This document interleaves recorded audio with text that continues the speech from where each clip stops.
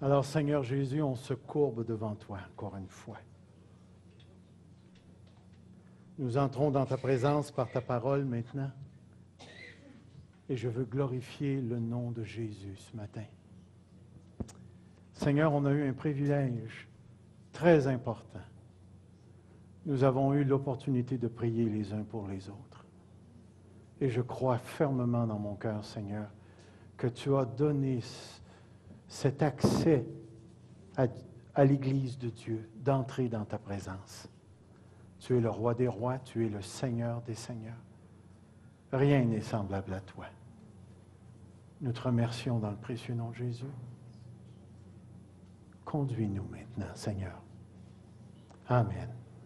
Amen. Est-ce que je sonne un peu caverneux? Est-ce qu'on peut arranger ça, s'il vous plaît?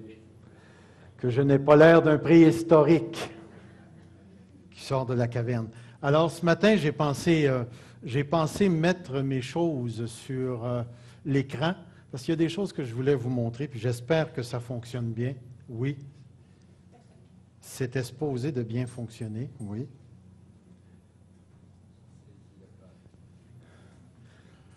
Je voulais commencer ce matin en vous posant cette question. Question tellement importante. Comment savez-vous qu'une personne est chrétienne?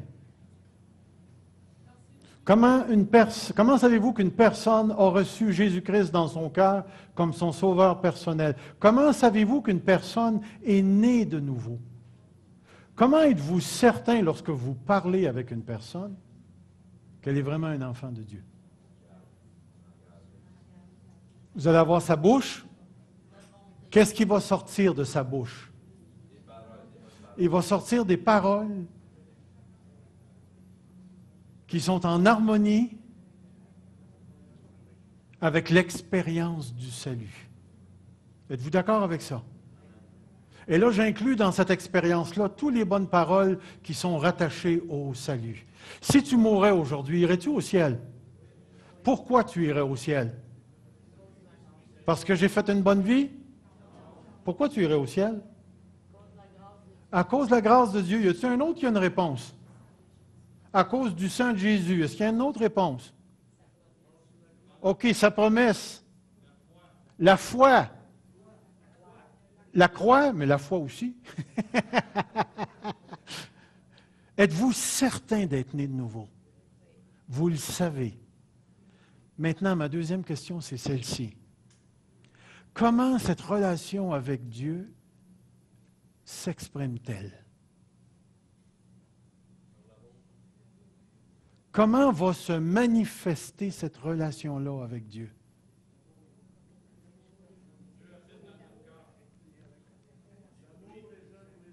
OK, là, on se rapproche. L'amour les uns pour les autres. Saisissez bien ce que je vais vous dire. La relation avec Dieu, quand je lis le Nouveau Testament, même si elle a une dimension individuelle vers laquelle je m'approche de Dieu tout seul, nous avons des centaines et des centaines de versets qui nous disent que la relation avec Dieu s'incarne dans les relations que nous avons les uns avec les autres. Faites le tour, prenez une concordance, puis regardez tout ce qui a rapport aux relations dans le Nouveau Testament, et vous allez voir que la relation avec Dieu s'incarne dans les relations que nous avons avec nous. Et Dieu attache une importance capitale et primordiale même aux relations que nous entretenons avec les autres. Prenez par exemple Éphésiens chapitre 4 et regardez le texte 4.31, c'est marqué « N'attristez pas le Saint-Esprit par lequel vous avez été scellés pour le jour du Seigneur ». Comment attriste-t-on le Saint-Esprit? Vous partez à partir du verset 25 et c'est toutes les relations. C'est tous des textes qui ont rapport aux relations, aux relations, aux relations. Et ça continue dans le chapitre 5. Et vous descendez, ne vous enivrez pas de vin, mais soyez remplis de l'Esprit. Puis qu'est-ce que c'est que d'être rempli de l'Esprit, selon Paul? Il va l'expliquer, c'est tous les comportements en Église qu'on a ensemble. C'est toute la manière dont la famille fonctionne. C'est toutes les relations parents-enfants. C'est les relations travailleurs-patrons, et ainsi de suite. La vie spirituelle s'incarne dans les relations. Comment peux-tu aimer Dieu que tu ne vois pas et haïr ton frère que tu vois?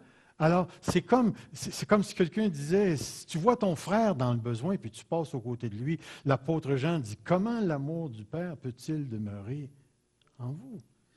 Tout est évalué d'après ce que je peux voir. Matthieu 25, vous regardez lorsqu'il va dire, toutes les fois que vous avez fait ça à un plus petit d'entre les miens, c'est à moi que vous l'avez fait. Encore des relations. Et c'est pourquoi ce matin, la continuité de la semaine passée se rattache à ce thème tellement fondamental, les relations entre frères et sœurs dans l'Église. C'est fondamental pour l'actualisation de l'amour de Dieu, la démonstration de la présence de Dieu. Même Jacques va aller jusqu'à dire, une fontaine ne peut pas donner deux types d'eau. Je ne peux pas maudire mon frère, puis le parler dans le dos, puis après ça, me déclarer de Dieu. Fichu de problème avec ça, Jacques. Alors, ce matin, on va continuer ce qu'on a vu, mais je vous fais juste une petite révision. La semaine passée, dans Romains chapitre 14, on s'est posé cette question-là. Qu'est-ce qu'un chrétien faible? Parce que l'apôtre Paul parle du chrétien faible et il parle du fort, le faible et le fort. Et on a vu qu'un croyant faible est une personne qui a une conviction ou une opinion sur quelque chose qui n'est pas fondamental ou indispensable à la foi en Dieu et à son salut. Vous vous rappelez de ça? On a parlé des croyances de premier ordre et on a parlé des croyances de deuxième ordre. On a vu également qu'un faible est une personne qui a une conviction ou une opinion sur quelque chose qui n'est pas fondamental ou indispensable, qui l'amène à juger celui qui ne croit pas comme lui. Et malheureusement, le fort peut tomber dans le piège de mépriser celui qui ne pense pas comme lui. On a vu une autre chose aussi, que le faible est une personne qui a une conscience faible, c'est-à-dire qui ne peut pas faire les bonnes décisions morales en raison de ses convictions. Et celle-là, elle est tellement, tellement importante, parce que combien de chrétiens, et on va le voir tout à l'heure, combien de chrétiens ont été mis de côté pour la conviction. Dernièrement, un chrétien faible est une personne qui peut se rendre coupable en agissant contrairement à ses convictions, en reproduisant les agissements du plus fort. Et on avait vu que tout doit être le fruit de la foi, d'une conviction. Si tu as la conviction que tu ne peux pas manger de jambon, mais quand tu viens avec moi au Trudeau, commande pas du bacon. Commande pas rien. Si ta conviction, ce n'est pas de porc, reste avec le veau. C'est tellement important. Pourquoi? Parce que si tu essaies de faire ce que moi je fais, qui dans ma conscience ne se condamne pas, celui qui va tenter de faire attire sur lui-même un jugement, parce que ce n'est plus le fruit de la foi. C'est plus le fruit de la foi. Et c'est pourquoi on avait sorti ce principe ici. Regardez le principe. Les opinions ou les convictions d'une personne déterminent les limites de sa liberté et de sa responsabilité. On avait regardé ça la semaine passée. Ce que tu crois fondamentalement détermine ta liberté. Tu sais, quand quelqu'un s'en vient te voir et il dit « Prends ta liberté », laisse-moi te dire que cette sorte de liberté-là, ce n'est pas de ce que la Bible parle. C'est quoi prendre sa liberté? Je me suis posé souvent cette question-là. Pour moi, ça ne fait pas de sens. Ça veut quasiment dire « dégêne-toi ». Si c'est tout ce que ça veut dire, je n'ai pas de problème avec ça. Mais la vraie liberté, dans le Nouveau Testament, en raison de Jésus-Christ et de son sacrifice, est toujours une liberté en raison de la délivrance du péché. Nous avons été délivrés du péché de la mort et de la chair pour pouvoir nous approcher librement devant Dieu. Et la liberté, c'est la délivrance du péché et de son pouvoir sur nous pour se soumettre à l'Esprit et à son influence sur nous. Et ici, ce qui est intéressant, c'est que dans l'Esprit, nous avons acquis une liberté qui est tellement importante. Mais prends garde, cette liberté-là se mesure à ta compréhension de qui est Jésus, de ce qu'il a fait et surtout des conséquences qu'il a engendrées. Des conséquences qu'il a engendrées. Je vais vous donner un exemple de ce que je veux dire. À un moment donné, je suis à une fête, je suis avec un pasteur, et puis ce pasteur-là a au moins une trentaine d'années de plus que moi. J'étais un jeune pasteur à ce moment-là, et lui, sa conviction fondamentale, c'est qu'un pasteur ne doit pas boire de vin. On est dans un mariage. Qu'est-ce qu'on se fait passer? Du vin, dans une coupe. Moi, je suis assis aux côtés de lui, là. Admettons. Et là, lui, ce qu'il me dit, c'est tous les chrétiens me regardent pour voir si je vais boire du vin. Quoi? Mais moi, je me disais en moi-même, est-ce qu'ils attendent go? C'est tout ça qu'ils veulent. Mais lui, dans sa conviction, il était tellement convaincu, là, qu'il m'a frustré. Et qui a frustré d'autres personnes.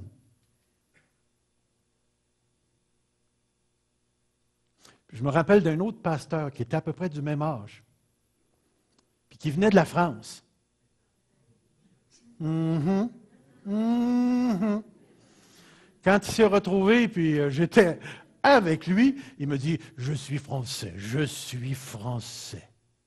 Qu'est-ce qu'il voulait dire par ça? Je bois du vin, je bois du vin. Alors moi, j'ai eu envie de lui dire, je suis québécois puis je bois de la bière. Non, mais c'est juste pour vous dire, une conviction, c'est quelque chose d'important. Pourquoi? Elle va déterminer ce que tu vas penser. Elle va déterminer comment tu vas gérer ta pensée, puis elle va déterminer comment tu vas imposer ta pensée. Et c'est tellement, tellement, tellement important de réaliser que ce que l'apôtre Paul est en train de nous enseigner ici, c'est fondamental. Les chrétiens ne penseront pas toutes de la même manière. Est-ce que lui, il est correct en disant « les pasteurs ne prennent pas de vin » ? Oh, prononcez-vous pas trop vite.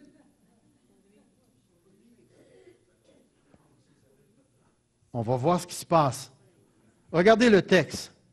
Regardez ce que Paul dit ici. « Je sais et je suis persuadé dans le Seigneur, Jésus, que rien n'est impur en soi, et qu'une chose n'est impure que pour celui qui la croit impure. » Savez-vous ce qu'il est en train de dire ici? Nous avons le pouvoir de rendre une chose pure ou impure.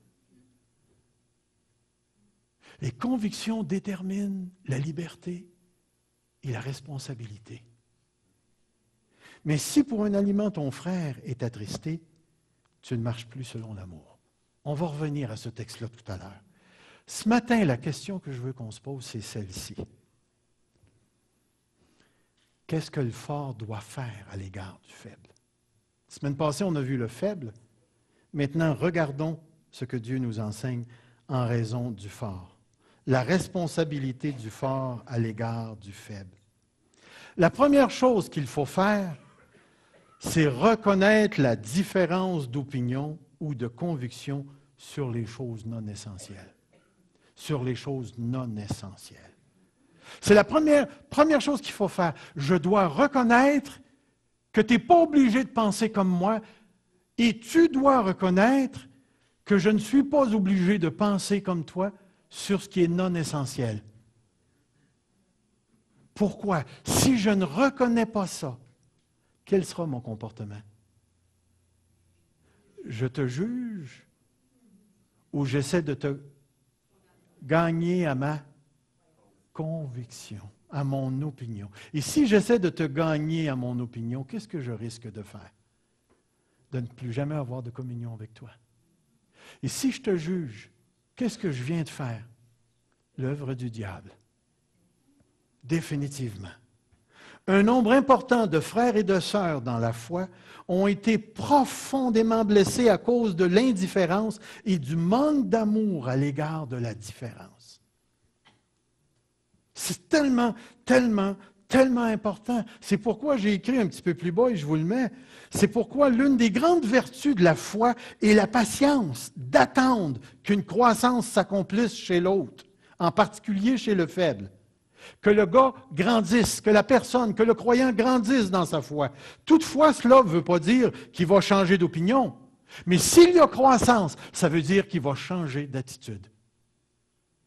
Moi, qu'une personne reste avec sa conviction sur le vin pendant toute sa vie chrétienne qu'il n'ait pas le droit d'en prendre, j'ai aucun problème avec ça.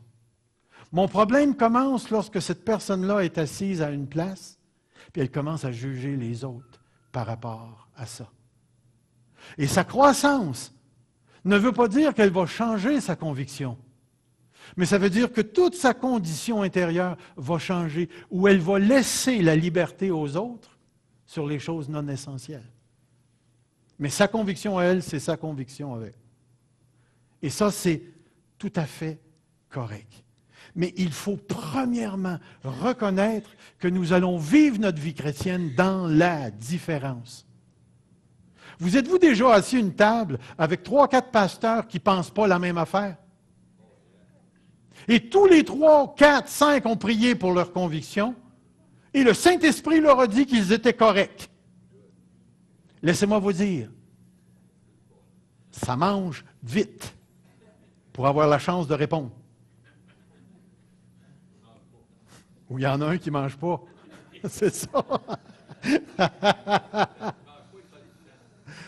Ah, c'est vraiment, vraiment intéressant de voir ça. Mais gardez ça, la première chose que la parole de Dieu nous dit, c'est d'être conscient qu'on n'a pas tous les mêmes convictions. Alors, essayez de faire entrer tout le monde dans la même boîte, ça ne fonctionne pas. La deuxième chose, c'est être clair sur les motifs de nos convictions. Regardez le verset 6. Celui qui distingue entre les jours agit pour le Seigneur. Celui qui mange, c'est pour le Seigneur qu'il mange, car il rend grâce à Dieu. Celui qui ne mange pas, c'est pour le Seigneur qu'il ne mange pas, il rend grâce à Dieu. Un mange, parce qu'on était dans un contexte juif païen, l'autre ne mange pas. Lequel fait mieux? Ni un ni l'autre. La parole de Dieu dit qu'ils sont reçus tous les deux. Si le motif est pur, celui qui distingue entre les jours, ça fait référence aux fêtes juives. Mais il est important de saisir qu'ici, nous avons deux opinions différentes, mais le même motif qui est le fait pour le Seigneur. Et le même résultat, ils rendent grâce à Dieu. C'est pour le Seigneur qu'une personne mange et qu'une autre ne mange pas. C'est lui qui agit de cette manière. Il rend grâce à Dieu. Alors je reviens à mon idée banale du vin, là. Que tu boives pas, quelle est la seule chose que la Bible condamne? L'ivresse, l'ivrognerie. Mais tu ne retrouveras pas de texte, de commandement dans la Bible qui dit « tu ne boiras pas de vin ». Tu vas le retrouver seulement à les places où Dieu est intervenu. Par exemple, avec Samson. Une autre chose, celui qui faisait le vœu de Naziréa. Mais en dehors de ça, vous ne retrouvez aucune autre. Et à ma connaissance, quand je me suis converti, je ne suis pas devenu un Naziréen. C'est très important, très, très, très important. Regardez, dans les milieux plus charismatiques, on a un débat entre l'intelligence versus le Saint-Esprit. J'ai toujours trouvé ce débat-là un peu, moi je dirais ça, inutile. L'un dit que si tu as l'esprit, il ne faut pas que tu sois trop intelligent. Puis l'autre qui dit, si tu es trop intelligent, mais tu ne peux pas fonctionner dans les choses de l'esprit. En tout cas, tout ce que je peux vous dire, c'est que je n'ai jamais rencontré aucune contradiction entre l'intelligence et le Saint-Esprit. Jamais, jamais. Savez-vous pourquoi? Dieu est-il intelligent? Dieu est-il esprit? Il ne semble pas, lui, avoir un problème avec l'intelligence et l'esprit. Deuxième chose, nous avons été créés à quelle image? Est-ce que nous avons vraiment été créés à l'image de Dieu? Sommes-nous esprits? Sommes-nous intelligents? L'esprit et l'intelligence, l'image de Dieu. Est-ce qu'on est d'accord dans l'Église de Dieu qu'il y en a qui ont été spécifiquement habilités par Dieu pour fonctionner dans le domaine qui relève beaucoup plus de l'esprit que de l'intelligence? Est-ce que vous êtes d'accord pour dire qu'il y a des gens qui ont été équipés pour fonctionner dans le domaine beaucoup plus de l'intelligence? Maintenant, êtes-vous d'accord que les gens qui ont de l'intelligence ne sont pas dans l'esprit, puis n'ont pas l'esprit, puis ils ne connaissent pas l'esprit? Voilà. Maintenant, est-ce que les gens qui sont dans l'esprit ne sont pas plus intelligents qu'il faut?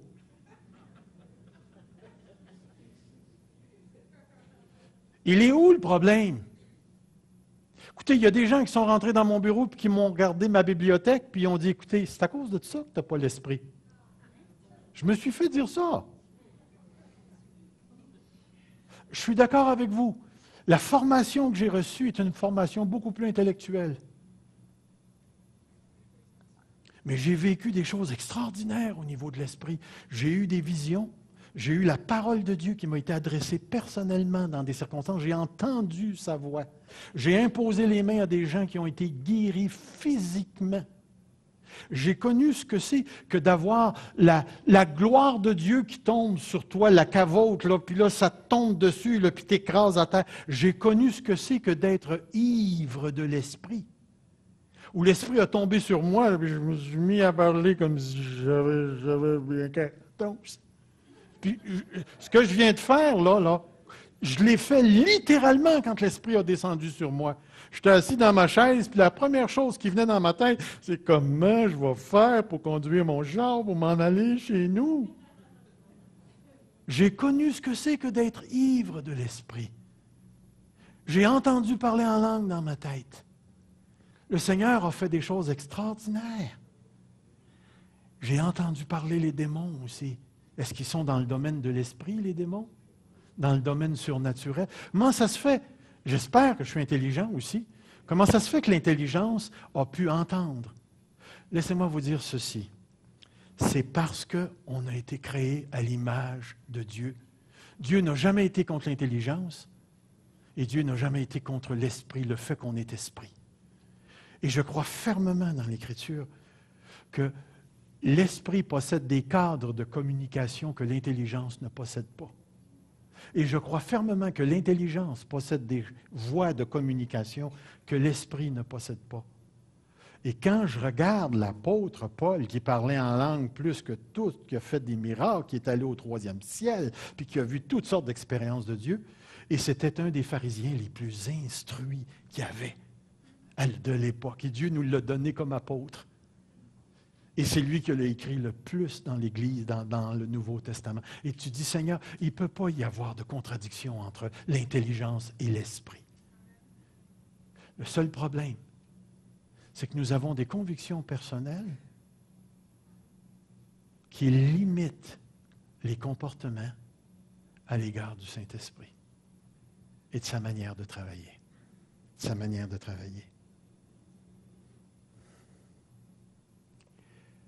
Je vais agir sur une impulsion ce matin.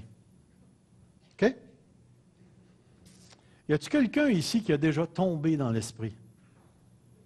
Denis, viens devant. Je vais prendre le micro ici. Je vais poser des questions à Denis. Tomber dans l'esprit, voyons, ça n'a pas de bon sens, c'est pas biblique. On va voir. Denis, on va déterminer si tu es vraiment un des nôtres ou pas. Mon cher Denis, tiens ça dans tes mains. Moi, j'en ai un. Denis, tu as déjà tombé dans l'esprit. Oui. Raconte-nous une expérience. Bien, Mais ça, c'est proche. Oui. Des fois, ça arrive par imposition des mains. OK. C'est comme, on m'a imposé les mains, puis je suis tombé à terre. OK. Il a tombé à terre. On lui a imposé les mains, alors je n'y toucherai pas. Gardez mes mains dans les airs. Non, tiens, Denis. Denis, raconte-nous ce qui s'est passé quand tu étais à terre. Quand j'étais à terre, c'est comme si c'était pesant. C'est comme si la gravité n'est plus la même. OK. Puis là, je suis saisi, je suis Parle. à terre. OK. Puis des fois, je voudrais me lever, mais je ne suis pas capable de me lever. Comprenez bien ce qu'il vient de dire, là. Il a compris juste une partie à cause du micro, hein? OK, vas-y, continue. Peux-tu changer de micro? Marjo est ici? OK. Tiens, passe-moi ça. Mets ça ici, attends. OK, vas-y. C'est ça. Je suis à terre, puis je voudrais me lever, mais je ne suis pas capable de me lever. Pourquoi tu n'es pas capable de te lever? C'est comme plus puissant que moi. Ma volonté, c'est comme si moi, je voudrais, mais c'est plus fort que moi. Dis-moi si je t'interprète bien. Dieu a descendu sur toi, puis il t'a couché à terre. Il m'a couché à terre. Écoutez, là, ce que Denis vient de dire, il attribue l'événement à Dieu. Dieu l'a pogné, l'a couché à terre, puis l'a tenu à terre. Est-ce qu'on est dans un combat de lutte? T'sais, voyez-vous, là, moi j'agis, là, je me dis, puis Denis, qu'est-ce qui s'est passé? Ça m'est arrivé à plusieurs reprises. Puis des fois, c'est pour une chose, des fois, c'est pour une autre. J'ai vécu des guérisons comme ça. J'ai eu des messages, des confirmations. Ça dépend. C'est jamais de la même façon. C'est comme... Es-tu en train de me dire que dans une expérience où tu as tombé à terre, que l'Esprit est venu sur toi et t'a tenu à terre, là, Dieu a fait une multitude de choses différentes? Oui, différentes. Dans des temps différents, dans des besoins différents. Des fois, même, c'est des choses pour d'autres personnes. Des fois, c'est de l'enseignement sur des sujets. Hey, Dieu, il se complique la vie en faisant ça, hein? Avez-vous l'impression? Denis, qu'est-ce que ça a eu comme effet sur ta vie à toi? Sur ma vie à moi, ça m'a appris beaucoup de choses sur moi. OK. Ça m'a appris beaucoup de choses sur la vie de l'Église. Sur la vie de l'Église, OK. Sur la façon de fonctionner, tout OK. ça. Puis souvent, on dit, on tombe dans l'esprit. Moi, je pense que c'est plus saisi par l'esprit. Saisi, OK. Parce que le phénomène, c'est que ça m'est déjà arrivé assis sur une chaise. Oh, c'est intéressant, ça. Fait que c'est pas nécessairement que je tombe, je peux être assis. Donc, tu es en train de dire que quand l'Esprit vient, là, il y a un travail qui est au-delà de ton contrôle. Et c'est pour mon Il y a contrôle. quelque chose de spirituel qui se passe. Il y a des messages, il y a des paroles, il y a de la guérison, et Oui. ainsi de suite. Est-ce que ces expériences-là t'ont poussé vers le péché? Non, c'est le contraire. OK. OK? Ça m'a amené à connaître Dieu davantage, à le louer davantage, tu sais, même de percevoir dans les autres les choses de Dieu. OK. C'est comme si, en tout cas, c'est lui qui vient vers nous autres, puis qui OK. nous saisit. Auriez-vous une question à poser à Denis? Levez la main. Vous avez une question à poser? Oui, vas-y donc bien fort. Je vais répéter ta question. Qu'est-ce que je veux savoir, là, c'est à quel moment? C'est-tu dans un culte? C'est-tu dans une réunion? C'est-tu chez vous? OK. OK. À quel moment est-ce que ça t'arrive? C'est-tu dans une réunion? C'est-tu un culte? C'est-tu chez vous? À quel moment? OK? Moi, je ne choisis rien. Toi, tu choisis rien. Moi, je ne choisis rien. Je vais vous expliquer. J'étais chez moi, OK? J'étais en train de lire un livre, et puis ça me saisit. OK. OK? C'était pesant, mais j'étais assis sur le divan. OK. Fait que C'était tellement pesant. Puis c'était pas, cette fois-là, c'était pas juste je suis assis sur le divan puis je suis saisi. C'est que l'ambiance était aussi, il y avait autre chose. il y avait une présence. Il y avait une présence. OK. Et puis, je vais vous dire que j'ai flotté pendant proche d'une semaine. Hmm. Et c'est comme ça. Puis c'est pas parce qu'on est plus beau, plus fin, plus intelligent ou non. Des fois, c'est le contraire. Des fois, il y a des choses qu'il faut que tu règles. OK? Pas parce que tu es plus intelligent, là, mais il faut que ça change. Là. Puis il vient, puis il te saisit, puis il t'aide à ce que ça change. Wow. C'est comme... OK. Est-ce que ça arrive à tout le monde de la même manière? Je crois pas. OK. OK. Avez-vous d'autres questions pour Denis? Qu'est-ce qui déclenche ça? Ça prend-tu un déclencheur, Denis? Non, c'est pas nécessairement. C'est l'Esprit qui décide C'est de lui, faire ce c'est qu'il lui veut. qui décide. Il souffre comme il veut. On ne sait pas d'où il vient, on ne sait pas où il va, Wow. puis il me saisit, puis c'est comme ça. Tu sais, une expérience, OK, j'étais avec un frère, ma femme, Je suis dans un restaurant. OK? Boum, il me saisit, je ne connais pas la personne. Yeah. Puis là, je commence à lui parler, puis à lui dire qu'elle souffrait de ci, de ça. Mhm. Tu sais, les personnes sont saisies comme ça. Puis c'est comme la même puissance, la même chose, mais pour un moment précis. Un moment précis. Puis c'est pour quelque chose, pour quelqu'un d'autre. OK. Puis je provoque pas, je fais rien pour que ça m'arrive. OK. Je vais vous dire que quand je me lève, souvent, mon corps il est fatigué, Mhm. il est épuisé, mais mon esprit est rassasié. Rassasié.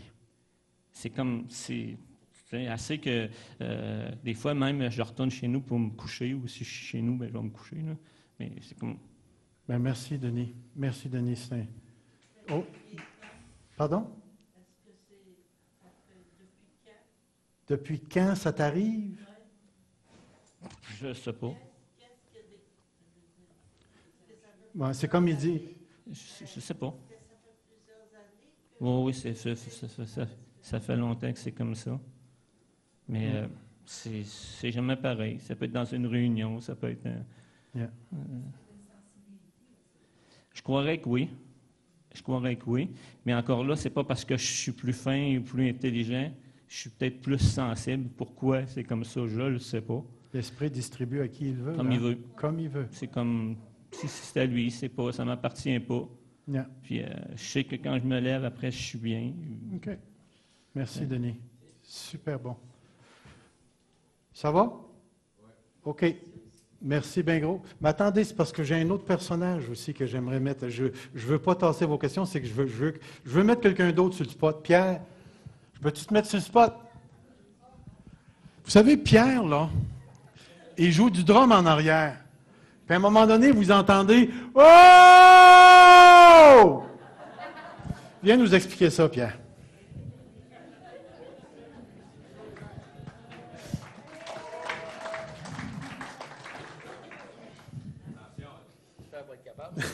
Je vais t'aider. Pierre vit des choses particulières avec le Seigneur, surtout au niveau des cris. Il y a quelque chose qui se passe quand Pierre crie.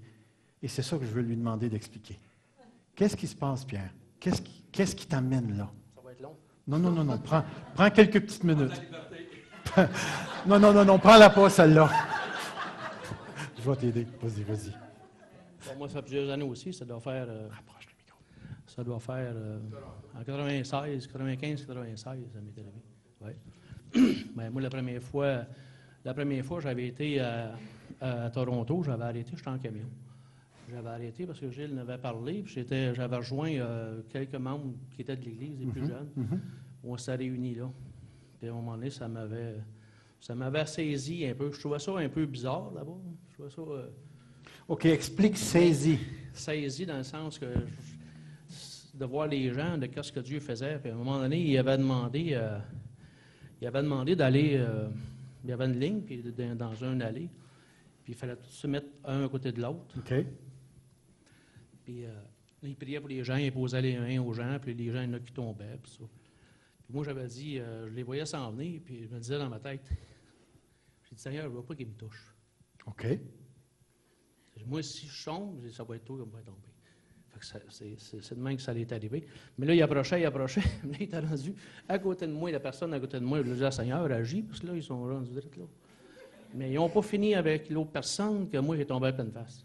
OK. Là, ça a été pouf. Puis quand ça m'est... Non, je n'ai pas tombé à pleine face, excuse, c'est le contraire, je suis tombé sur le dos. Parce que quand j'étais sur le dos, j'avais comme l'impression que Dieu me mettait une boule de feu. OK. Il essayait de me rentrer ça dans l'estomac. Mais ça faisait mal. Je voyais c'était trop gros pour rentrer à l'intérieur, mais ça rentrait en dedans de moi. Puis là j'essayais de contenir ça, mais ça a été de même. J'étais avec ça des semaines et des semaines. Je partais, des fois, je suis en camion, je suis obligé d'arrêter sur le bord du chemin. L'effet de l'esprit sur toi. C'était tout le temps, là, ça me pognait, puis là, j'arrêtais. Je n'étais pas capable de conduire. Tu sais, là, je voyais plus clair, là, je pleurais, puis là, j'arrêtais. Mais c'était... Qu'est-ce qui se passait avec cette boule-là à l'intérieur de toi? Qu'est-ce qui se passait? C'est le feu. C'était une boule de feu qui me rentrait à l'intérieur. C'était-tu positif? C'était-tu négatif? Non, c'était positif. C'était quelque chose, c'est comme si Dieu me mettait quelque chose en dedans de moi. Tu sais, quelque chose de brûlant, quelque chose de ce feu qui me mettait à l'intérieur, en dedans de moi, qui fait que c'est une force surnaturelle. Ouais, puis l'effet que ça produisait, c'est après, là, qu'est-ce qui se passait avec toi après? L'effet que ça produisait, c'est comme tantôt, comme Denis disait, c'est pas une chose que tu peux... oui, tu peux contrôler. Tu peux contrôler cette chose-là, parce que j'aime mieux essayer des fois de l'intelligence, comme tu disais tantôt, avec l'esprit. Ça prend l'intelligence, contrôler ces choses-là, parce que si tu laisses aller, comme je disais souvent à les frères, que j'ai trouvé de valeur quand c'est passé ces années-là avec qu'on appelait Vineyard puis le renouveau, c'est que bien des fois, les gens se laissaient aller, puis des fois, ça allait un peu en désordre, puis un peu... Je trouvais ça dommage, parce que ce que j'ai eu, tu es toujours capable de rester en contrôle pareil de toi-même, tu sais. Mais c'est sûr qu'à un moment donné, tu ne peux pas le contrôler. Tu ne perdais pas ton intelligence? Non. Je savais un peu ce qui se passait pareil autour de moi, ces choses-là. Mais c'était comme moi un cri de guerre, c'était comme... des fois comme une locomotive qui va à pleine puissance. Toi, ça te donnait de la force. Oui, et plus qu'il va y avoir plus qu'il va y avoir de choses du monde spirituel, démoniaque ou des choses de même, plus que ça bouille. Oui, plus que ça bouille encore plus que ça. Okay. C'est comme si c'était une force de plus en plus. Maintenant, parle-nous des cris. Les cris, c'est parce que c'est à un moment donné, tu essaies de te contenir, mais c'est trop lourd à contenir. Comme disait Denis tantôt, lui, ça l'écrase. Moi, ça va m'écraser, mais c'est surtout comment c'est dur à expliquer, c'est comme si Dieu, il te touchait, tu sais, proche, il mettait ta main, puis tu as quelque chose qui t'entoure. Okay. Mais c'est quelque chose que je ressens à longue distance. Remarquez le mot qu'il a utilisé. Je ressens. On est dans quel domaine ici? C'est intéressant, ça. Très intéressant. Je le ressens. Comme la semaine passée, la veille, c'est comme je le savais, que le lendemain... On était pour vivre quelque chose. Oui. Puis, comment que je voudrais passer à côté, je ne suis pas capable. Parce que si... Mais je veux pas non plus d'une certaine manière, parce que si je veux pas blesser Dieu dans le sens... si blesser les gens aussi, c'est, mettons, faut que je le fasse, il faut que je le fasse. Okay. Mais avec ordre. Okay. Mais si quand il arrive quelque chose de même, comment tu t'essayes, c'est tellement... Mais c'est bon aussi. Oui. C'est tellement... Ça fait du bien. Puis moi, à un moment donné, ça sort, ça s'extériorise de cette façon-là. Puis là, quand il y a ce cri-là qui sort, c'est un peu comme une bouilloire qui oui, dit des le thé fois, est prêt, l'eau est chaude. Là. C'est ça. Je ne sais pas tout le temps pour qui. OK. Par contre, des fois, ça peut arriver. Des fois, une personne. Cas, moi, des fois, je vais arriver, puis si, mettons, je ne sais pas, c'est comme si un flash. Je vois une personne en particulier, mais sans aller prier pour elle, mais des fois, je sais quelque chose. Et ce cri-là aide dans cette bien orientation-là. souvent, c'est des choses de même, ou des fois, dans l'Église, je dirais que c'est pesant. Oui, on sent ça des fois. Des fois, c'est pesant, puis ça se dégage. Une fois, j'étais en Europe avec Luc Gingras, puis on était dans une réunion à Paris, puis je me rappellerai toujours. À un moment donné, je disais à Luc, je disais regarde, il y avait des draps tout le tour de la salle. C'était comme il avait mis ça parce que c'était un genre de salle gymnase. OK. Maintenant, tu voyais les draps. Il filait ça, je disais à Luc, il dit check. Regarde l'esprit, je le ressentais. Puis là, Luc, il me dit, regarde ça, ben, tu sais, bien ordinaire. Ça a pris à peu près 10 à 15 minutes. Ils ont commencé à chanter. Le prédicateur est en avant. Puis à un moment donné, l'esprit est venu. Tout le monde à terre. Ah oui. Tout le monde à terre des coups secs. Mais là, eux autres étaient un peu comme style pentecôtiste, mettons. Ouais. Puis là, ils ont parti sur d'autres choses, mais ils n'ont même pas réalisé de qu'est-ce que vraiment... Il y avait un travail qui s'était fait. Qu'est-ce qui se passait avec cette chose-là. Avez-vous des questions pour Pierre? Gênez-vous pas. Mais Pierre, quand tu sors des cris comme ça, là, nous autres, on est l'esprit nous atteint. Okay, Madame Prince, ce qu'elle dit, c'est que quand Pierre crie, l'esprit nous atteint. On ressent que c'est l'esprit de Dieu, ça vient nous chercher. C'est pareil comme si on avait l'esprit là, qui venait se manifester en nous. On voit que c'est un cri d'en haut. Yeah. C'est pas un cri comme n'importe quoi. On voit que c'est un cri poussé par l'esprit de Dieu. OK. C'est un peu la charge d'un commandant ou d'un général.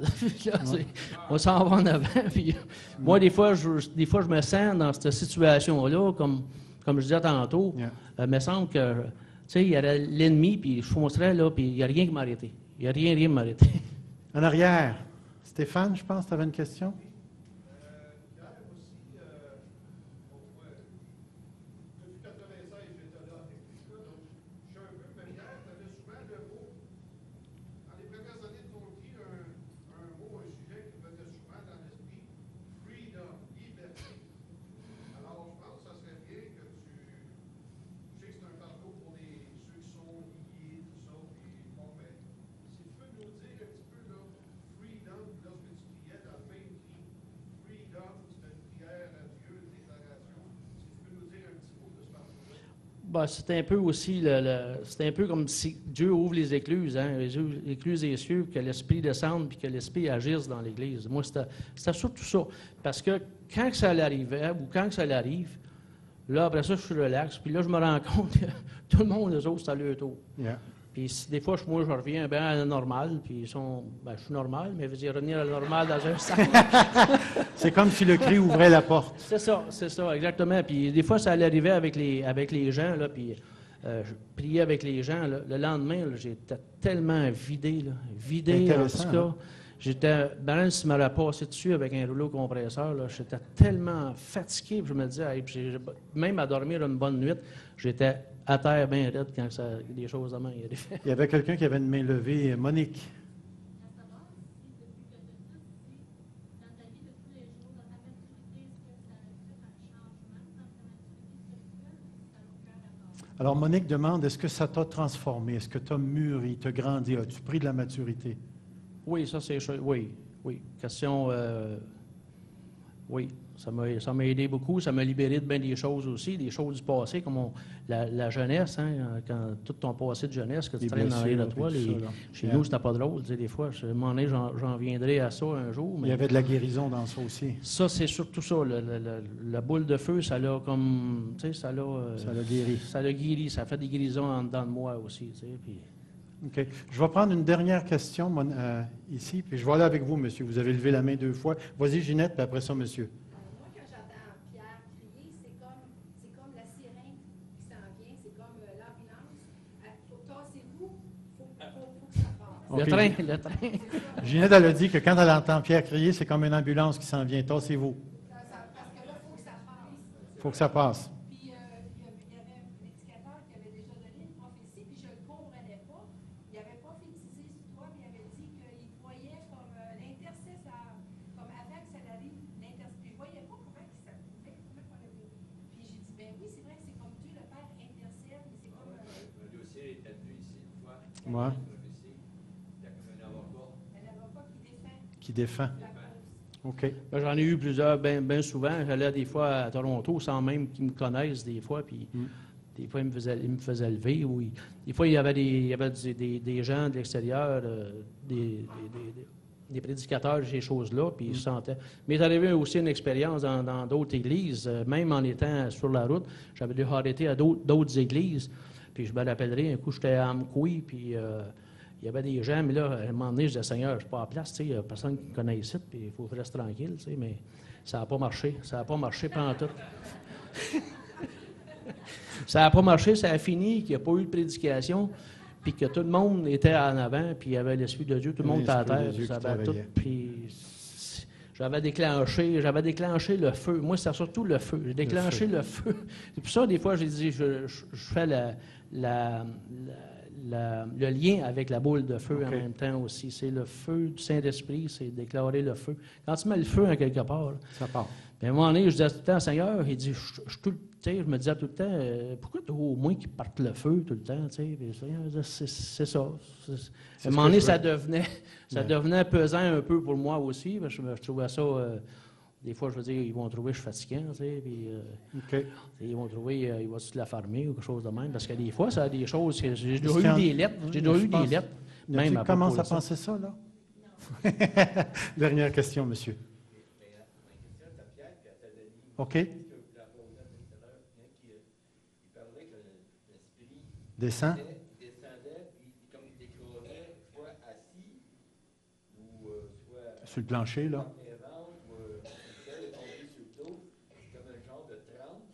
Puis de savoir si le Seigneur, quand il était complètement parti par l'esprit, le message, est-ce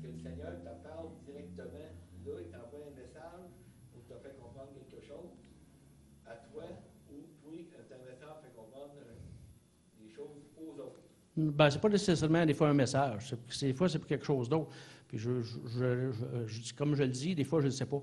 Je ne sais pas des fois c'est pourquoi. Mais je sais que ça va agir pour quelque chose. Des fois, ça peut être pour une personne, un groupe. Ça peut être, des fois, comme je dis tantôt, une personne, je le sais, des fois, c'est pour elle. J'ai déjà fait aussi aller directement prier avec la personne. Des fois, c'est plus fort. Mais de dire, je ne sais pas, la plupart du temps, c'est pas pour moi personnellement. C'est très rare, très, très rare.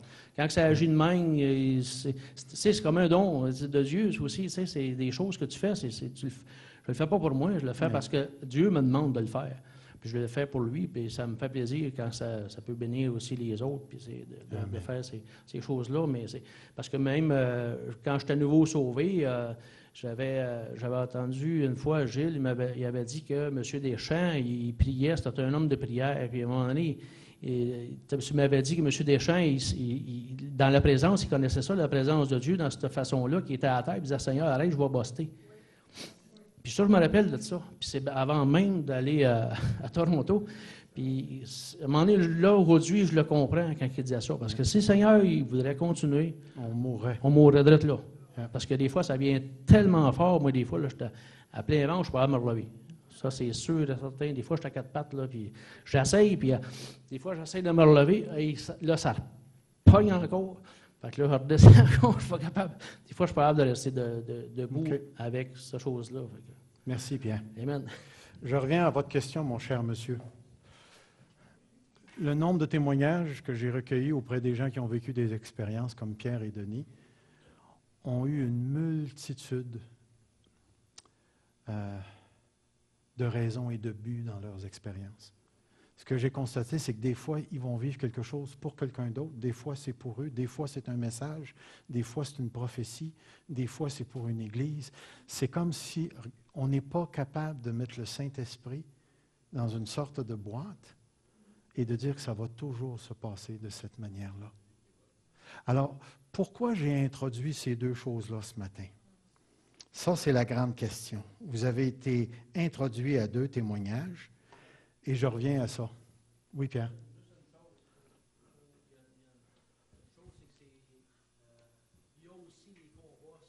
Les combats spirituels. Yeah. Yeah.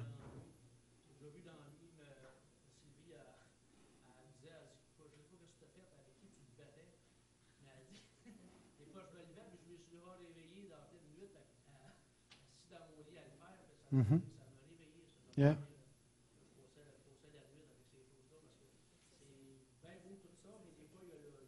Le côté plus noir, là. Yeah. Écoutez, pourquoi est-ce que j'ai introduit ces deux témoignages-là? Parce que j'ai une conviction personnelle à ce point-ci. Toutes les fois que Dieu intervient, ça ne peut pas rester neutre. Ça ne peut pas rester neutre.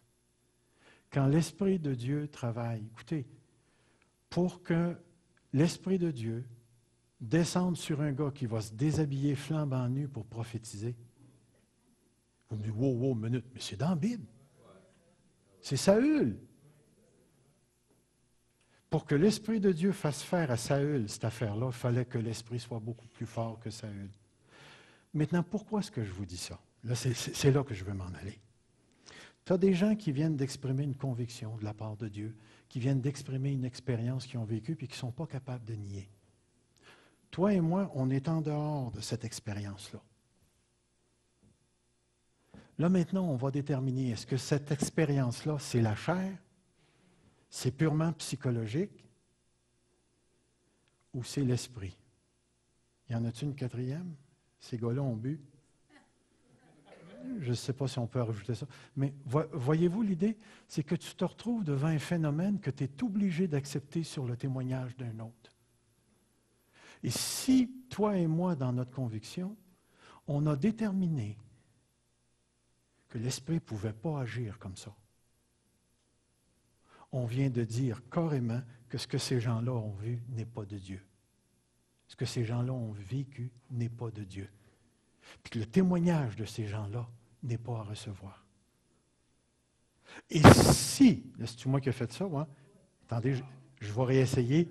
Et si, oui, c'est moi. Et si notre conviction au niveau de l'ordre, c'est que ces choses-là ne peuvent pas arriver, que c'est du désordre, automatiquement, on ne peut pas faire autre chose que d'associer ça à la chair et au diable. Et pourquoi je prêche aujourd'hui sur le fort, c'est qu'à un certain moment donné, nous, l'Église, l'Assemblée de la parole de Dieu, qui vivons ici maintenant au portail chrétien de l'Estrie, on a vécu, on a connu ces choses-là. Mais si vous remarquerez une chose, hein, ça ne se roule pas à terre à tous les dimanches. L'Esprit ne parle pas prophétiquement à tous les dimanches. Les expériences que les frères ont racontées n'arrivent pas à tous les dimanches. D'ailleurs, depuis que je suis ici, les seules personnes que j'ai vues tomber, ce sont des gens des autres églises.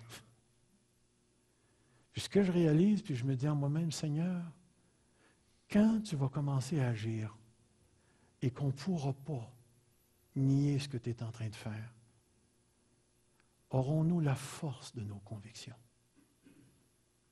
Aurons-nous la force de nos convictions? Pour la simple raison que nous croyons que l'Esprit de Dieu travaille et nous croyons que Dieu aussi travaille par l'intelligence. Et dans ce sens, on est en train de vivre les deux. Avez-vous remarqué une chose? J'ai demandé aux gens d'expliquer leur phénomène. J'ai demandé à Denis, qu'est-ce qui se passe? Comment tu vis ça? Qu'est-ce que ça a fait en toi? J'ai demandé la même chose à Pierre. Et ces gens-là ont été capables de nous livrer un certain discours, mais qui quand même demeure flou. Quand tu lui demandes comment ça arrive, y a-t-il un déclencheur? Ça se fait-tu en pelule? Moi, je vais en acheter une caisse. Ça n'existe pas, ça, de cette manière-là. On se retrouve dans cette présence. Et là, on doit se poser la question, est-ce que nos convictions vont nous empêcher? Est-ce que notre liberté va nous empêcher? Est-ce que notre liberté va nous permettre d'aller beaucoup plus loin? Et c'est là qu'on va devoir, en Église, lorsqu'on sera confronté avec le Saint-Esprit, parce qu'oubliez pas, là, réalisez-vous ce qu'on est en train de demander à Dieu? On est en train de demander à Dieu un réveil. Est-ce qu'on demande un réveil à la Pentecôte ou on demande un réveil à la baptiste, un réveil à la frère chrétien, un réveil à la Quaker? Qu'est-ce qu'on demande à Dieu? On dit à Dieu, descends sur nous, visite-nous. Puis watchez bien la phrase qui suit. Fais ce que tu veux. Pouvez-vous vous imaginer où on se positionne en disant ça? Réalisez-vous, quand je demande à Dieu, ça fait plus d'1 an que je prie cette prière-là, puis je crois que Dieu va nous la donner à un moment donné. Seigneur, donne-nous une expérience collective de l'amour de Christ comme on ne l'a jamais connu à venir jusqu'ici dans l'Assemblée. Si, admettons, Dieu descend dans son amour sur nous, pensez-vous qu'on va tous rester assis là en train de raisonner? Il va se passer des choses extraordinaires. Et à partir de ce moment-là, les convictions que vous allez avoir vont déterminer si vous restez dans cette assemblée ou si vous partez. Va déterminer de la nature des relations que vous allez avoir avec les autres. Il y a déjà des gens qui me condamnent parce que je suis allé 2 fois à Toronto. Puis je n'ai pas tombé à terre, je n'ai pas parlé en langue, j'ai reçu de la prophétie. C'est à peu près tout. Pardon? Oui, il y en a. Je sais qu'il y en a qui ont vécu des choses extraordinaires, mais ça ne m'est pas arrivé. Maintenant, est-ce que je décide que mon expérience devient la règle? Voyez-vous, l'idée, c'est qu'on va toujours être confronté avec des gens qui ne penseront pas comme nous. Qu'est-ce qu'on fait avec eux? Est-ce qu'on les aime ou on les tasse? On les aime ou on les tasse? Et moi, je dis, on les aime. On les aime jusqu'au bout. Puis même si on se ferait juger, on les aime. On les aime profondément. Et on leur fait du bien. Et c'est pourquoi j'arrive, en tout cas, je ne peux pas continuer parce que le temps est déjà passé. Les marmites sont en train de chauffer en bas.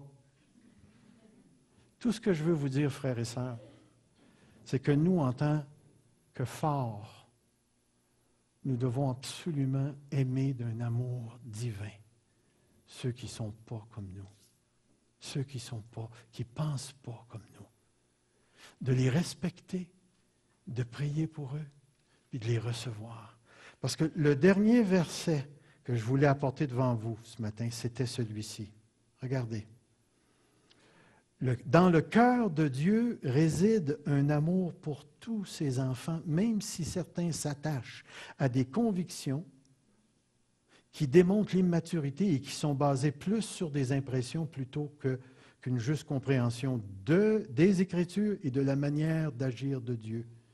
Tous ceux et celles qui appartiennent à Dieu sont précieux, sans exception. Dieu nous demande de maintenir une chose qu'il considère comme étant super important. Regardez le verset. Que le Dieu de la persévérance et de la consolation vous donne d'avoir les mêmes sentiments les uns envers les autres selon Christ, afin que tous ensemble, d'une seule bouche, vous glorifiez le Dieu et Père de notre Seigneur Jésus-Christ. Remarquez, d'une seule bouche, vous glorifiez. Qu'est-ce que Dieu demande? C'est de conserver l'unité pour adorer Dieu. Dieu veut l'adoration collective de l'Église. Dieu veut l'adoration collective de l'Église. Il veut qu'on soit ensemble pour l'adorer. Il le désire. Et c'est pourquoi à la fin, il va dire ceci, le texte qui est là. Accueillez-vous donc les uns les autres comme Christ vous a accueillis pour la gloire de Dieu. Une des choses que Dieu désire voir dans l'Église, c'est l'adoration collective. Pourquoi pensez-vous que depuis 35 ans dans cette Église, on chante en avant? Qu'on se lève ensemble, qu'on adore ensemble. Et là, on s'est acheté un paquet de bebelles pour rendre l'adoration un peu plus le fun. Des choses, des canons, on a des drums, on a un éclairage, on a du son, un micro sans fil. Tout ça a juste une raison d'être. Nous unir ensemble pour adorer Dieu. Nous unir ensemble pour adorer Dieu. Et c'est à ça que nous sommes appelés. Mais comprenez bien, l'adoration collective de Dieu dépend de la qualité des relations que nous avons entre nous. De la qualité des relations que nous avons entre nous. Et la qualité des relations qu'on a d'entre nous dépend de la liberté et de la responsabilité de nos convictions. Est-ce que je suis capable de vivre avec toi même si tu crois que tu perds ton salut? Puis que moi, je crois que je ne le perds pas. Est-ce que je suis capable de vivre avec toi si toi, tu vas endurer la tribulation, puis moi, je le sais que je ne l'endurerai pas?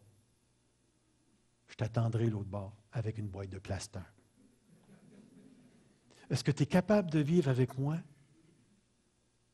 sur mes convictions au sujet du baptême du Saint-Esprit, qui ne sont peut-être pas pareilles comme les tiennes? Es-tu capable de vivre avec moi sur ma compréhension de l'Esprit, puis la tienne? Es-tu capable de vivre avec moi? Es-tu capable d'adorer avec moi, qui aime Dieu? La qualité de nos relations dépend des convictions que nous avons les uns envers les autres. Mais allez bien, je vais faire un pas plus creux. La manière dont tu vas manipuler tes convictions dépend de l'attitude qui les sous-tend. Dépend de l'attitude qui entoure. Si ton attitude, c'est que tu ne peux pas avoir de conviction contraire aux miennes, oublie ça, on ne pourra pas adorer Dieu ensemble. Mais si tu es capable de laisser Dieu agir dans la diversité, si tu es capable de laisser Dieu agir dans la différence, préparons-nous à sembler la parole de Dieu. Parce que si on est capable de vivre dans la différence, Dieu va nous confier des grandes choses. Et Dieu va nous confier toutes sortes de personnes avec lesquelles on va devoir apprendre à adorer comme des bébés et comme des grands-parents. Alors moi, ce que je demande à Dieu ce matin, c'est que l'Assemblée de la parole de Dieu atteigne cette maturité. Pas qu'elle accepte le mensonge. Ce qui est mensonge est mensonge. mais qu'elle soit capable de vivre avec la différence des convictions qui nous permettra de réaliser la mission que Dieu nous a donnée, c'est-à-dire d'incarner la volonté de Dieu dans nos comportements et de gagner le plus grand nombre de perdus possible dans cette région. Parce que Dieu veut l'adoration collective, ensemble. Dieu veut qu'on adore ensemble. Le crois-tu? Le crois-tu en dedans? Crois-tu que c'est ce que Dieu veut? Alors, laisse-toi pas arrêter et frustrer parce qu'on ne pensera pas toujours la même affaire. Seigneur, notre Dieu, remplis l'assemblée de la parole de Dieu dans ce lieu du Saint-Esprit. Lève les prophètes, les prophétesses, les dons, tous les dons, Seigneur. Accorde-nous d'avoir un amour sincère les uns pour les autres et par-dessus tout ce qui est charismatique, Seigneur, engendre le fruit de l'Esprit, afin que nous puissions marcher dans la volonté de Dieu, que nous puissions marcher avec Dieu et que nous puissions nous soumettre à sa volonté. Rends-nous capables encore plus d'adorer dans un même sentiment, dans une même pensée. Seigneur Dieu, tu es tellement grand qu'aucun être humain peut contenir ta grandeur. Tu es tellement intelligent qu'aucun être humain peut contenir ton intelligence. Pourquoi tu as choisi d'habiter en nous, ça me dépasse. Mais le divin en nous, qui désire l'unité, Seigneur, fais-le émerger de plus en plus pour que Jésus-Christ soit glorifié et que ton nom éclate pour le salut de milliers dans cette ville. Tu es mort à la croix pour prendre nos péchés et notre condamnation. Tu es ressuscité d'entre les morts pour aller t'asseoir à la droite de Dieu pour intercéder. Et maintenant, à cause de ta promesse, celui qui croit en toi reçoit le don de la vie éternelle et le pardon de tous ses péchés. Nous sommes l'Église. Maintenant, Seigneur, agis comme bon te semblera dans cette Église et dans toutes nos églises sœurs dans la ville de Granby. Car on te prie dans le précieux nom de Jésus. Amen.